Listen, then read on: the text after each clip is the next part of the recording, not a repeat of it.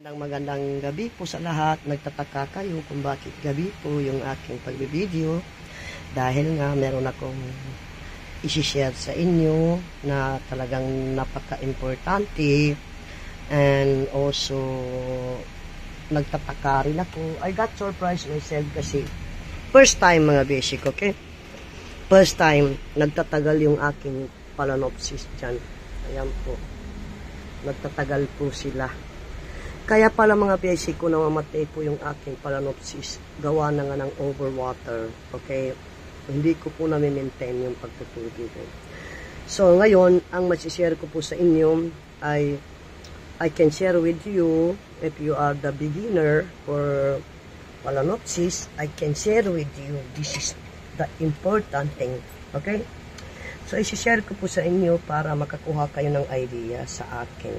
Kung okay lang naman sa inyo mga basic. So ngayon, dati kasi 10 piraso po yung aking Phalaenopsis. Okay, so magkano na yung 10 piraso ba? 500 each mga basic ko. Diba? So lahat ng Phalaenopsis ko namatay. Okay, namatay po yun mga basic ko. Dahil wala po tayong technique kung paano natin alagaan. So ngayon, isi-share ko po sa inyo mga basic ko dahil kung bago ka pa lang sa akin channel, ay please don't forget to watch my video kasi baka at least baka may matutunan ka sa akin.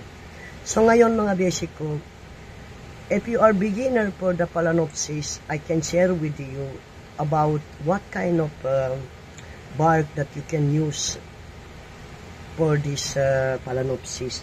Okay? Para hindi ka matakot na mamatay siya kasi mahal yan mga basic ko. Without flowers is cost of 500. Okay? Pag binili mo po siya, 1,500 po. Okay? Kapag with flowers. But ako sa'yo, bilihin mo na lang ay without flower mga basic ko kasi mas mura, makamura ka pa. Diba? So, either kung marami kang pera, okay lang. So, tulad natin, we are beginner for about Phalaenopsis. We don't have any idea how to take care of Phalaenopsis. And, ngayon, ituturo ko sa inyo kung ano ang dapat ninyong gawin para po hindi mamamatay si Phalaenopsis. Okay? Ang gamitin niyo pong bark, mga basic ko, ay uling. Okay? Kasi, bakit po uling ang napili ko na gamitin? Dahil po, nakasurvive po yung aking Phalaenopsis sa uling. Ibig sabihin, ang uling ay pwede kay Phalaenopsis kasi hindi po siya na-overwater. Kasi ang charcoal kasi, uling kasi, napakabilis po matuyo. Okay? Matutuyo po siya agad. Hindi katulad ng mga bark, mga, what I call this, has, ganito, okay? Moss, kung ganito, ang gagamitin mo, moss mga basic ko, may tubig pa po yan. Okay, may tubig po yan ang moss mga basic ko. Hindi po yan pwede sa Phalaenopsis mga basic ko na may tubig po. Okay? Kasi po, masisira po yung roots niya. Okay? So, ito kasi nagtataka kayo kung bakit ginamitan ko siya ng moss. Itong Cattleya ko kasi gusto ko po siyang magkaroon ng panibagong tubo. So, gusto ko siya na panibagong tubo po. Kaya ko po linagyan siya ng moss. Ayan mga basic. Nakikita niyo? Ayan ang sinasabi ko sa inyo. Kaya pala yung dati kong Phalaenopsis mga basic ko ay namamatay. Okay? Bakit po? Once na binili ko po mga basic ko, ay hindi ko po siya ginagamitan ng hindi ko na po siya rin-report sa ibang bark po. Okay? So, kaya pala siya namamatay mga basic ko kasi nga no controlling for water. Suppose you check up your orchids the water. Okay? Pag basa pa po yung niya, moss niya, yung gamit niya na moss kasi mostly the orchids when you buy, they are using like this mga basic ko, moss. Okay? Dinagay ko lang to dito mga basic ko para po magmo-moist ng konti kasi uling po yan sa ilalim. Uling po yan mga basic ko. Kaya nakikita nyo? Nagtataka kayo kung bakit meron dyan. Dahil po yan ay cotton. Okay? Kasi yan, fertilizer yan. Ano po yan mga basic ko? Linagyan ko po siya ng garlic. Okay? So yan. Nakita nyo? Nabuhay po siya.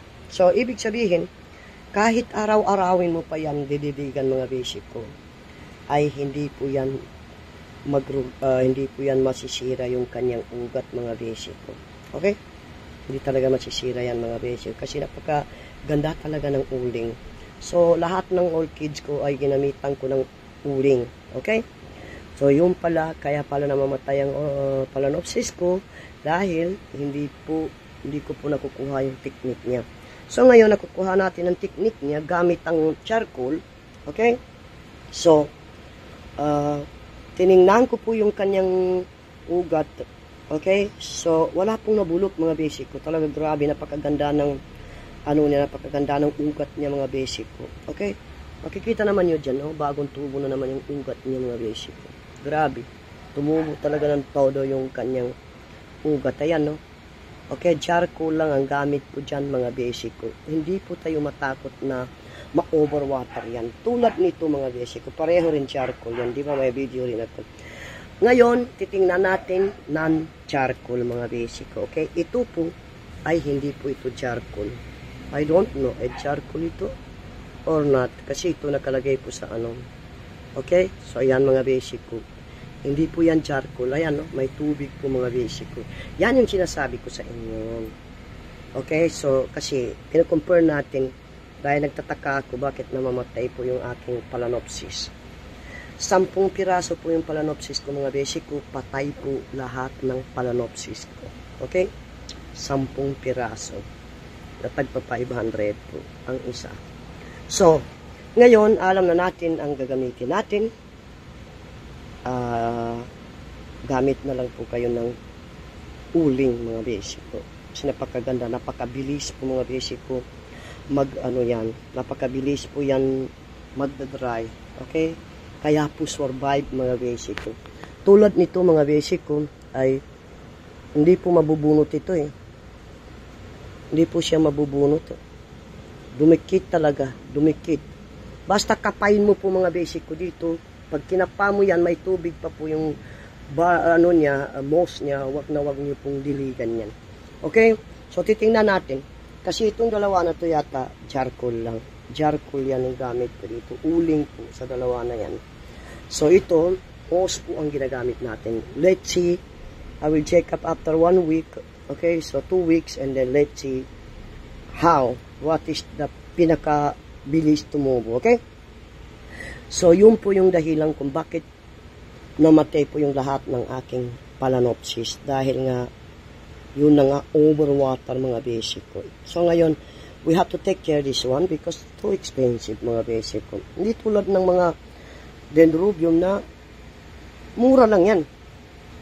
Kaya kung beginner ka pa lang sa aking channel na to, panoorin mo hanggang dulo dahil para kung sakali may makuha ka na idea sa akin, okay? Dahil nga, ang pinag-usapan natin dito ay tungkol sa beginner pa lang, bago pa lang. Yung mga bago pa lang nagpapatubo ng Phalaenopsis. So, papunta po tayo ngayon dito. Ito po ay dumating kaninang umaga mga basic ko. Okay? Ito po yung pre ng pagbili ko ng Phalaenopsis na many Phalaenopsis mga basic ko. But we will go there and I will show you. Okay? So, para may idea kayo. So, ngayon, ang ginamit ko po dito ay uling. Ayan, nakikita niyo? Uling po. Huwag na huwag niyong lalagyan ng moss dito sa Kenya dahil pag ang moss ay hindi magdadry yan, mga basic ko, magme-melt po yan. Mga basic ko. Magme-melt po yung Kenya. Ito po yung magme-melt. Ma-overwater po yan, mamamatay. Nakikita niyo yan? O, kiki mga basic ko. Ito, sa likod niya. Kiki yan. Nakikita niyo? It's not overwatering. Diba? So, ngayon, dito na naman po tayo sa tulumya. Okay? So, tulumya, nakakuha tayo ng idea. Okay? So, pinanood ko po yung isang babae po na taga ibang bansa. Hindi ko na po banggitin yung pangalan, pero basta pinanood ko po. So ngayon, ang katulong niya pala talaga mga basic ko, okay, is very careful. You have to check it. Okay, kung talagang nag-alaga ka ng ganito, check upin mo kasi gustong-gusto po ng susuyan. I don't know how to say in English. Yung maliliit na insect po mga basic ko, ito gustong-gusto po niya. Pero ang ginamit kasi natin mga basic ko ay charcoal mga basic ko. Ayan, no, makikita niyo itim. Charcoal po. Impossible po na magkaroon ng insect yan. Nagamit natin ng charcoal. I never see anything. Look at this. Look at my Phalaenopsis. Okay? There is no any insect hair, yung mga uod na maliliit, wala po. Okay? Ang has kasi, yung coco has, yung niug kasi, hindi ko alam sa Tagalog yun, yung coco has na ginagamit mo, okay? Pag once na ma-overwater yan, mayroon talaga uud yan mga basic ko. Nag-uud yan. Nakikita ko talaga. But I didn't take any video about that one. Okay? I didn't take video mga basic ko about this one. But next time, I will take when I report. Pag mag-report ako galing sa ano ng pasinan nyo, so ipapakita ko sa inyo mga basic ko. May uud yun mga basic ko. Okay? May uud yun. Kaya, kung ako sa iyo, bago ka pa lang, ay gamitin mo ang uling. Mag-uling ka na lang mga basic ko. Okay? Uling na lang gamitin mo para safety ka pa. Simple. So, yan. Ngayon, pupunta na po tayo sa ating ating Phalaenopsis. Dahil pag-uusapan natin. Okay? Muna tayo dito. Dito muna tayo sa anong pangalan to? Sa kiki na dendrobium, mga basic ko. Tinanggal ko po ito, mga basic ko. Ay, doon muna tayo, mga basic ko, dito. Ito po ang sinasabi ko, mga basic ko. Okay? So, yan po yung tumubo na kiki. Ayan, no? Nakikita niyo? Once na diligan nyo yan, talagang mamatay yan, mabubulok yan. Maniwala kayo sa akin. Pero, ang technique po dyan, mga basic ko, kasi ito po ay hindi po uling yan, mga basic ko. Coco has po ito, mga basic ko. Ito. Okay? So, yan ang iniingatan natin. Buhayin muna natin yan bago muna natin diligan. Kasi okay pa naman yung kanyang Ano ba ito? Ken. Okay pa naman to. Okay? So, mataba pa po. We don't have to worry about this thing. Okay? Ngayon, yan po yung iingatan natin. Okay? Pero kung marami ka naman pera, wag mo nang inangatan. Bibili ka na. Marami naman. Mura lang naman to. So, ngayon, ito mga basic ko. Okay? Ito mga basic ko ay may video na ko dyan mga basic ko kung maalala nyo dahil nga po naninibago po yung kanyang temperature kaya po nawala yung kanyang dahon mga basic ko. Okay? So yan. So ngayon mga basic ko ay pupunta na po tayo dito banda. Okay? So ngayon mainit talaga dito sa gabi mga basic, mainit. So ngayon mga basic ko ito na naman tayo sa dendrobium na kiki. Okay? So ito, we will not worry kasi wala naman pong tumubo. Ang gagawin natin dito kasi sa dendrobium na to, okay? So titingnan muna natin kung moist din o di kaya you can put water here under sa baba para magmo-moist mga basic ko. Huwag lang ma-overwater mga basic ko. Kasi dendrobium mga basic ko, napaka alaga na dendrobium. Very easy to take care dendrobium mga basic ko. Very easy, okay? Hindi katulad ng mga Phalaenopsis. Ngayon, dito na naman tayo. So, ito, mga basic ko, ay kiki po ito, mga basic ko. Ay, nakikita niyo? Kiki yan. Ito po yung mini Phalaenopsis. Hindi po pala ito kiki. Mini Phalaenopsis pala ito eh. Okay. Itong Phalaenopsis na to ay riniport ko po ng uling, mga basic ko. Nakikita niyo? Charcoal po yan. May halo po siyang uling. Okay? Tapos sa baba, ibabaw niya ay moss po. Nilagyan ko po siya ng moss, mga basic ko. Huwag lang ma-overwater, mga basic ko. Okay? Huwag muna natin diligan. At ngayon, ay dito kasi, hindi masyado naaarawan dito, mga basic ko. So, dito lang talaga banda. Dito banda talaga. Sobrang init, mga basic ko. Tapos dito, nasasagip lang ng araw to kapag dito lang tapos na po yung araw, hindi naman masyado mainit yun. Pero sa umaga mga basic ko, grabe kainit dito. Super hotel. So, yun po yung iingatan natin mga basic ko, na hindi po natin ma-overwater mga basic ko. So ngayon po, kung bago ka pa lang mga basic ko, gagamit ka ng charcoal mga basic. Okay? Sa bagong tubo na ganito. Don't use moss for new orchids. Mini Phalaenopsis na baby pa. Okay? Don't use. At iingatan mo po mga basic ko na malagyan po dyan ng tubig. Ito banda. Okay? Kasi ito po yung tinatawag na Mini Phalaenopsis. Ang ibig sabihin ng Mini Phalaenopsis, ito po yung putot. Unano. Sa Tagalog, unano po. Ito yung unano na orchids mga basic ko. Unano. So, kaya tinatawag na unano kasi maliit na mga orchids. Tapos, kahit maliit po sila, napakaganda po ng kanilang flower. Okay? So, ayan po mga basic ko. Kaya dapat natin ingatan mga basic ko. Bali, kuha ko po dito ay 190 yata. 190 each. Okay? So, bahala kayo magkano. So, 190. So, anyway mga basic ko, ngayon, ang lagi nyo tatandaan sa Phalaenopsis, kailangan po mga basic ko, ay lagi po mahahanginan yan mga basic ko. Okay? Hanginan nyo. Lagyan nyo ng hangin. Okay? So, ngayon, nagtataka kayo kung bakit napakaganda po dito, banda. Dahil nga, gawa na nga ng tinransfer ko po to para po maganda. Ito. Plastic lang to eh. Hindi po mabubulok to eh. Okay? So, ngayon, titingnan nyo, charcoal lang po yan, mga basic ko. Oh, charcoal lang yan. Nakita niyo? Okay? So, para magmo-moist mga basic ko, dahil siyempre maliliit pa to, they are baby, so, magmo-moist po sila, and then, lagyan nyo po ng konting tubig lang. Pero, pag nakikita naman nyo na nagmo-moist lang siya, dito, nagmo-moist po to, ay huwag nyo muna siya lagyan ng tubig mga basic ko kasi, kiki po to. Mini Phalaenopsis po to, para hindi nyo mamatay yung orchids nyo. So, gamit ang uling. Uling nga to mga basic ko. Kaya, lalagyan ko po ng tetal to. Uling. Uling Phalaenopsis po. So, yan. Okay? So, yan po mga basic ko. Pag bago ka lang, na beginner ka lang mga basic ko, yun po yung gawin nyo. Gamitan nyo ng charcoal. Diba? Ayan. Nakita niyo? Napakaganda po ng ano niya. So, pag nakikita niyo yan mga basic ko na pula, may pula po doon. Wala ba tayong pantusok dyan? Maghanap tayo ng kahoy para makita niyo. Ito kahoy po. Pag nakikita niyo yan, okay, gagayahin ko ngayong babae na nag-vlog dyan sa, sa Amerika.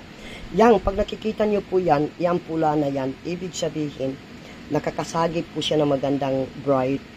Wag lang po talagang too hot o di kaya matamaan talaga ng araw. Basta bright lang mga basic ko. Okay? So, katulad ngayon, mga basic ko, para ituturo ko sa inyo, basa pa po yung kanyang basa po yan, no? Nakikita niyo? Basa. Oh. Basa, di ba? So, she doesn't need any water mga basic ko. Wag na yan lalagyan na ng tubig mga basic kasi talagang ma-overwater yan mga basic ko. Wala, nasayang yung 190. So, ipapakita ko rin sa inyo yung non-orchids. Nakita niyo, buhay, oh. Hindi po, orchid yan. Tinusok ko lang yung mga basic ko na buhay. Oh, mabuhay siya. Tapos yun, tutubo yan. So, tapos yun, mga basic ko, ay, sa tingin ko yata, overwater yan. Nakita? Oh, di ba? Overwater yan mga basic ko na overwater yan, di ba? So yung symbidium ko nandoon, so sobrang init yan. Okay? So siguro I don't know what I have to do with my symbidium. Maybe she doesn't love that area. Look. Okay, sobrang init kasi dyan. Baka bagay dyan sa mga na yan, yung talagang sobrang init talaga mga basic ko yan, no? Nasusunog na po yung kanyang tao. Mga basic ko, sobrang init banda dyan. Okay, so yan. So, yun lang po masishare ko sa inyo. Kung bago ka pa lang sa aking video, ay huwag ka mag-alala at panoorin mo hanggang dulo para matuto at makita mo. At least, next time, bibili ka ng orchids at para makopy mo naman yung akin. So, makakopy mo. Okay? So, may idea ka. And then, yun po. So, hanggang dito na lang po. In-update ko lang po kayo. Nandito na yung tulumya ko. So, itong tulumya na to ay kailangan yan. Check upin mo yan, mga beshi ko. At kailangan po nakaupo sa tubig para meron siyang moist. Okay? Yan. Gustong-gusto po ni gustong-gusto talaga ni tulumya na moist po yung kanyang bark, mga beshi ko. Uling lang yan, mga beshi ko. Okay?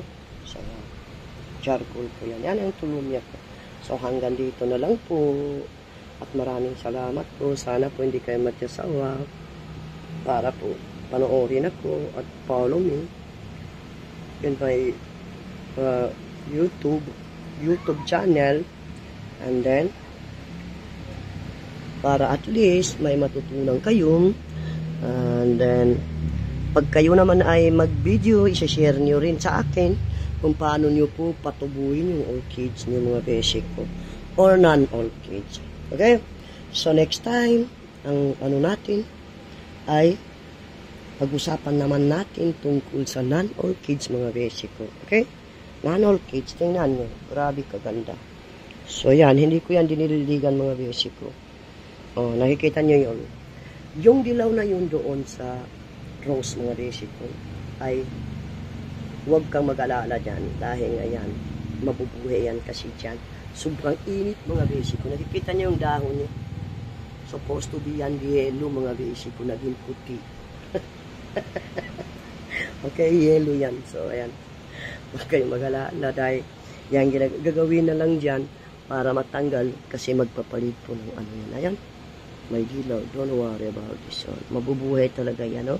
Nakikita niyo, grabe kaganda ng tubo ng ano ko. Yan, gamit ang capsule multivitamin. So, pati ngayon sa halaman, binigyan ko rin ng mga multivitamin. Yung mga non-orchids po. So, yan po. Yan po yung tamang pag-pot po ng Phalaenopsis, mga beshi ko. Okay? And then, ito naman, mga beshi ko, ay lagi nyo check upin yung orchids ng mga beshi ko.